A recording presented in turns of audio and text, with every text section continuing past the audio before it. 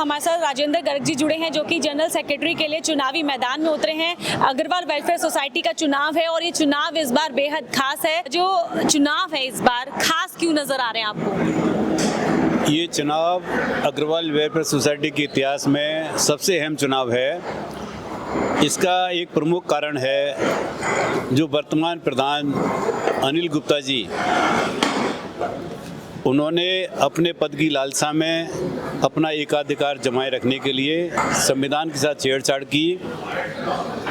आप कोर्ट में गए, कोर्ट में जाकर इंटरिम स्टे लेकर आए, अपने ही एक ट्रस्टी के द्वारा कोर्ट में केस डलवाया रूनी कोर्ट में, और जिसमें 11 जून को वो स्वयं कोर्ट में प्रेजेंट हो गए, जबकि एजीएम हमारी 21 तारीख को थी। तो 11 जून की स्टेटमेंट जो आपने दी अनिल गुप्ता जी ने, माननीय अनिल गुप्ता जी ने, उन्होंने कहा कि मैं इस कैपिंग की व्यवस्था को पहले ही ख़त्म कर चुका हूँ। उन्होंने क्या क्या प्रयत्न नहीं किए, इस संविधान का मजाक उड़ाया। मैं समझता हूँ कि ये अपने अग्रवाल वेलफेयर सोसाइटी के इतिहास का 21 जून का दिन, जब उन्होंने संविधान के साथ खिलवाड़ करके असंवैधानिक तरीके से इस कैपिंग की व्यवस्था को हटाया। और ये चुनाव इस बार का इसीलिए महत्वपूर्ण है, ये वाला चुनाव, कि एक व्यक्ति का एकाधिकार वर्चस्व बनाए रखने के लिए आपने जो कार्य किया उसको ख़त्म करने के लिए पूरा समाज एकजुट होकर आज हमारे साथ खड़ा है। और हम पूरा समाज चाहता है कि ये जो कैपिंग की व्यवस्था उन्होंने असंवैधानिक तरीके से हटाई है, इसको वापस बहाल करें, जिससे किसी भी व्यक्ति का इस सोसाइटी पर, जो समाज की धरोहर है, उस पर कोई भी व्यक्ति अपना एकाधिकार ना कर सके। राजेंद्र जी, बतौर जनरल सेक्रेटरी आप पूरे समाज के लिए क्या कुछ करने वाले हैं? क्योंकि अग्रवाल वेलफेयर सोसाइटी न सिर्फ अग्रवाल समाज के लिए बल्कि समूचे समाज के लिए काम करने के लिए अग्रसर रहता है, तो आप किस तरह से काम करने वाले हैं? देखिए, मेरा सबसे जो हमारा महत्वपूर्ण विषय है वो अग्रवाल वेलफेयर सोसाइटी के अंदर में एक हॉस्पिटल का आता है, जिसके नवीनीकरण का कार्य मैंने स्वयं, जब हमारे स्वर्गीय प्रधान श्री पवन गुप्ता जी थे, उसको हमने प्रारंभ किया।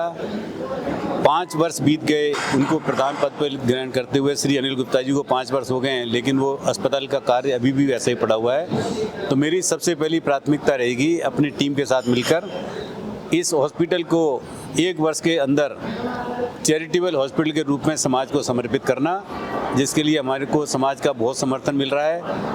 पैसे की कोई कमी नहीं आएगी। हमारे साथ जो हमारे सीनियर ग्रुप के मेंबर जुड़े हुए हैं, सभी ने हमें आश्वासन दिया है। और मेरी सबसे प्रमुख प्राथमिकता रहेगी, जो हमारा सबसे खराब विभाग है हमारी सोसाइटी का हॉस्पिटल, उसको कंप्लीट करके समाज को समर्पित करना और गरीबों की सेवा में अपने एकत्रित धन को सेवा में लगाना, ओपीडी बहुत सस्ते रेट पर करना, और डायलिसिस जो भी हमारे समाज के गरीब वर्ग के लोग होंगे उनको फ्री करना, और हॉस्पिटल को सुचारू रूप से चलाना, ये हमारी सबसे पहली प्राथमिकता रहेगी। जो अभी तक का समय जो था, तब क्यों नहीं दान दिया गया, क्यों नहीं समर्थन दिया गया इतना?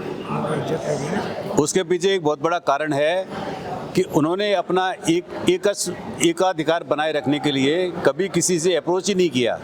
जो हमारे समाज के लोग हैं उनसे उन्होंने अप्रोच ही नहीं किया कि हमें पैसे की आवश्यकता है, काम को पूरा करना है, क्योंकि उनकी अंदरूनी इच्छा ही नहीं हुई कभी कि इस हॉस्पिटल को पूरा करना है।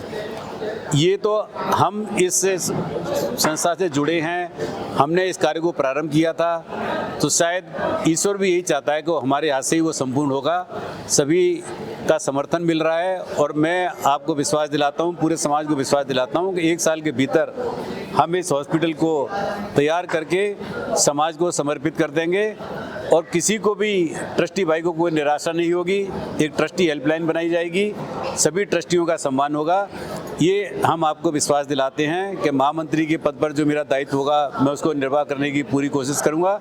और मेरी प्राथमिकता रहेगी इस हॉस्पिटल को 1 साल के भीतर कंप्लीट करके अपने समाज को समर्पित करना, जो अशोक विहार की एक आवश्यकता है, क्योंकि हमारे क्षेत्र के अंदर में कोई भी ऐसा हॉस्पिटल नहीं है जहां किसी भी पेशेंट को इमीडिएट कोई रिलीफ मिल सके।